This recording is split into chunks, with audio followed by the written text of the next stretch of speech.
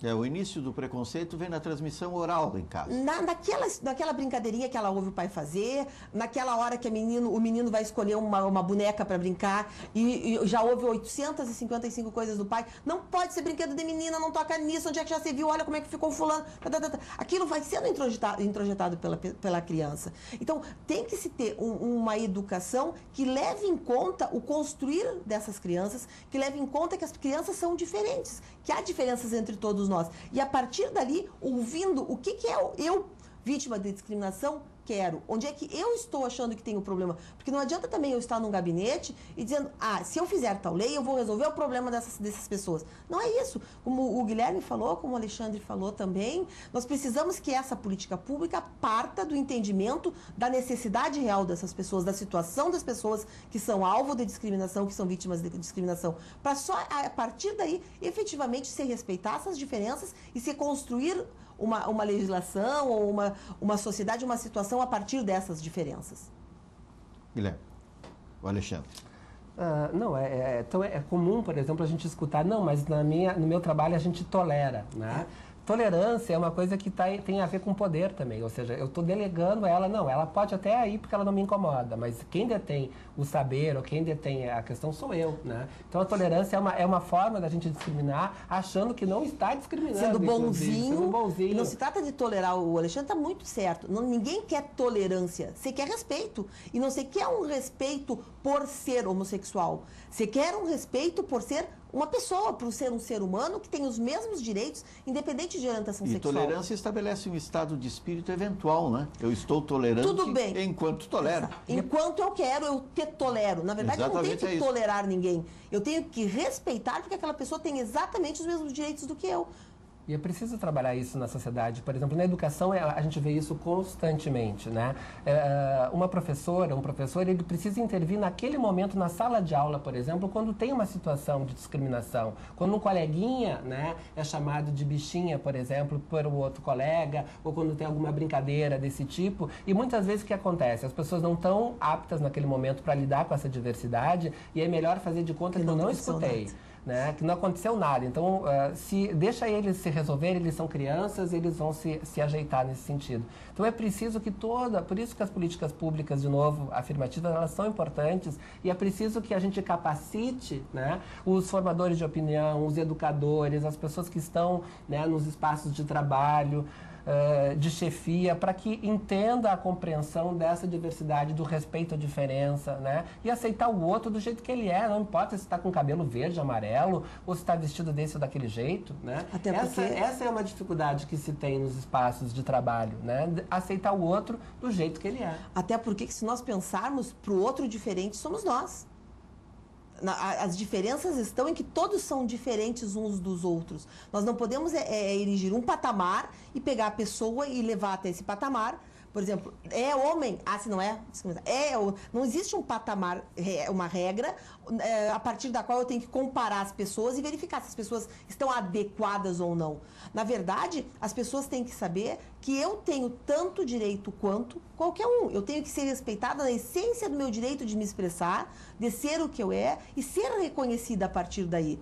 E isso começa pela não banalização da discriminação, que muitas vezes a gente vê nas escolas, quando dá um probleminha nesse sentido, a professora separa rapidinho e diz, não aconteceu nada, isso é natural.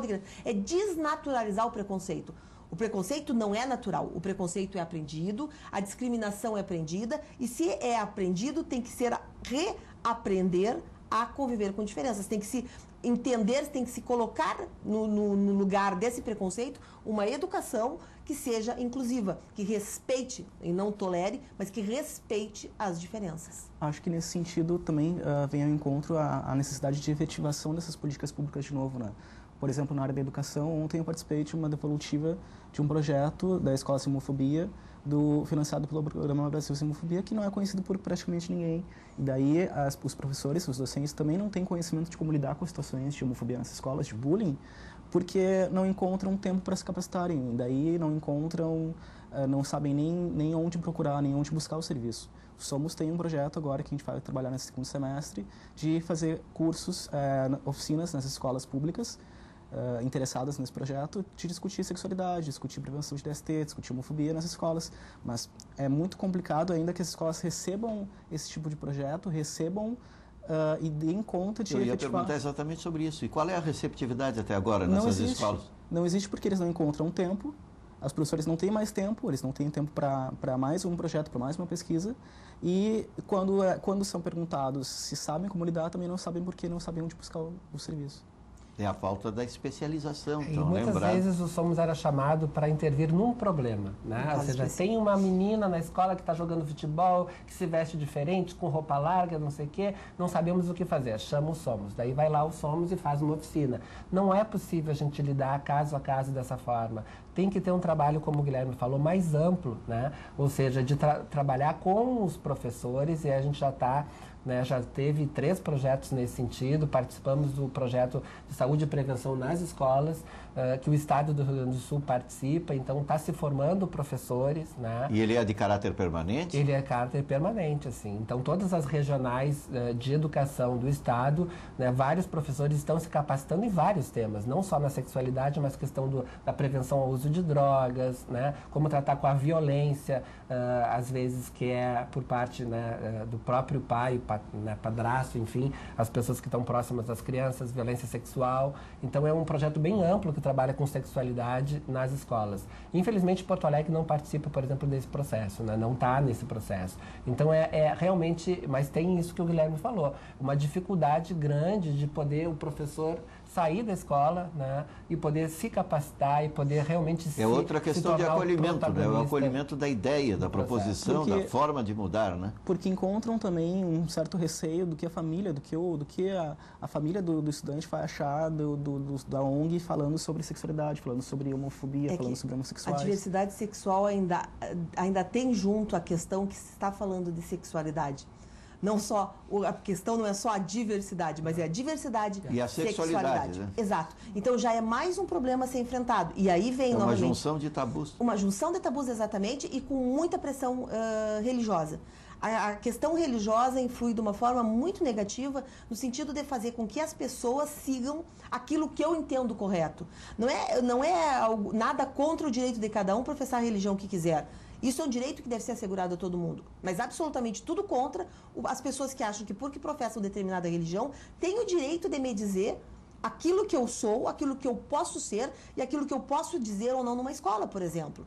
No nosso país, nós não podemos permitir. Nós somos um país laico, nós não temos nenhuma religião oficial. Nós não podemos permitir que as religiões impeçam todo um trabalho no sentido de reconhecimento de diversidade e sexualidade. Porque se nós falarmos em sexualidade, nós estamos falando de muito mais. Nós estamos falando em prevenção de doenças sexualmente transmissíveis, nós estamos falando em gravidez precoce, nós estamos falando de uma série de coisas que tem sempre em volta daquele problema. Não se fala em sexualidade. Se não se fala em sexualidade... Como se as crianças só fossem sexualizadas após os 18 anos. Exatamente. Né? E se não se pode falar em sexualidade, muito menos em diversidade sexual. Então, é um assunto bastante difícil de abordar, porque a tendência é, não, esse assunto não. Isso deixa para quando eles forem mais velhos. Isso não se fala. E os problemas acontecem muito cedo. E não adianta também nos chamar, ou chamar o Ministério Público denunciar, ou chamar SOMOS ou qualquer entidade para resolver um problema individual. Porque não é um problema pessoal. Não é a questão focalista. Né? Não se trata não é um problema de fulano, de fulana. É uma questão social de reconhecimento de direitos. Porque, na verdade, ninguém quer que sejam dados direitos para os homossexuais. Não se trata de dar algum direito. Se trata de reconhecer que já existem esses direitos, que essas pessoas fazem parte todos são iguais, fazem parte do direito à não discriminação. Só que se tem sempre tabus, barreiras de quê? De desconhecimento, de ignorância no sentido de me achar melhor que o outro, de achar que a minha orientação é melhor, eu é que estou certo, e tudo que for de encontro, que for contra aquilo que eu entendo como correto, está errado e tem que ser combatido. Quando, na verdade, não. Tem que ser reconhecido, valorizado e respeitado. Que é a grande luta que as políticas públicas têm que entender para poderem serem, de fato, efetivas.